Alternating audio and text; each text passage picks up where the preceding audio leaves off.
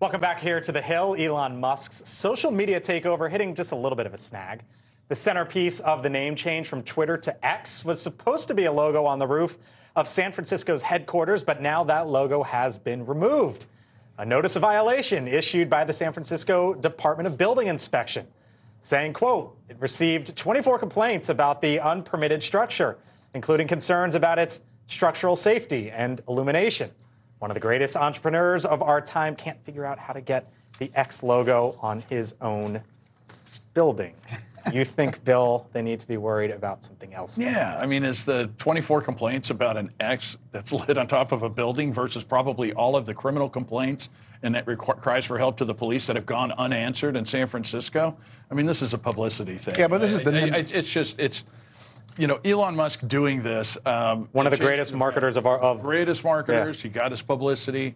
But I think the people in San Francisco are asking their city officials to do more to make that city great again. This is the NIMBY crowd, not in my backyard. And these are community activists. And so they pull together and they file with the regulators. And this is really a legal issue in the sense that his lawyers, whoever put this structure up, in-house counsel or outside counsel, didn't do their homework on the regulatory piece to this and how you could put this up and does it meet regs or oversight and what have you. And these neighbors who are very community-minded, they know them backwards and forwards. We have some in Ward 3 in D.C. and every ward in Washington, D.C. He is the greatest entrepreneur. I love you, D.C., but I got to tell you, you got some community activists. He is the greatest entrepreneur of our time, full stop.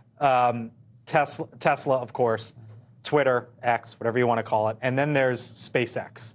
And there's Elon Musk. Even though he has a little bit of troubles with stuff down here on land, he controls space right now in one form or another with SpaceX. If we can put that graphic up on the screen, Starlink satellites.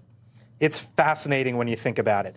10,300 satellites right now orbiting Earth. 80% are active. That is 53% of the active satellites in space right now, controlled by Elon Musk's companies. I think both of you think this is a really big deal. Yeah, when you want to talk about an X on a building or X formerly known as Twitter, that's one thing. But when it has serious foreign policy implications when Ukraine uses Starlink and they can't get access to the satellites. There was a situation that arose in 2022 where at one point, because they couldn't pay their bills more or less, that they were unable to access those. And that's why you now have the New York Times reporting that the Pentagon is trying to pay for these, basically, to get a contract for these so that Ukraine doesn't have this situation ever again. Yeah, fascinating reporting in the New York Times, basically Mark Milley talking about Elon Musk in a meeting with a top member from Ukraine. You wonder whether or not he's got to register as a government contractor or not. Well, no, we figured out that he's a government contractor. I think the issue, though, is, look, nobody has as many satellites in low Earth orbit as Elon Musk's SpaceX. Right. And so much of our national security in relation to how we deal with a rising China and other belligerent actors is going to end up in space as much as it is in the atmosphere and on planet Earth. Right. And we have to have the capability to communicate and combat our enemies and not be at the whim of one guy. Look, even when you're a defense contractor and you have to follow certain rules, I mean, if Elon Musk wanted to turn the whole thing off because he got upset, right. He occasionally plays footsie with China because he's got a lot of divergent business interests. And these are the sorts of tools that we need at our disposal because the other guys aren't going to play fair. Right. It's always the same risk whenever you have a federal contract. But the government, DOD and Space and NASA have can keep a tight rein on him. I don't know how tight that rein is. How tight you can keep a rein on Elon Musk. But he isn't the only person looking to boldly go where no one has gone before.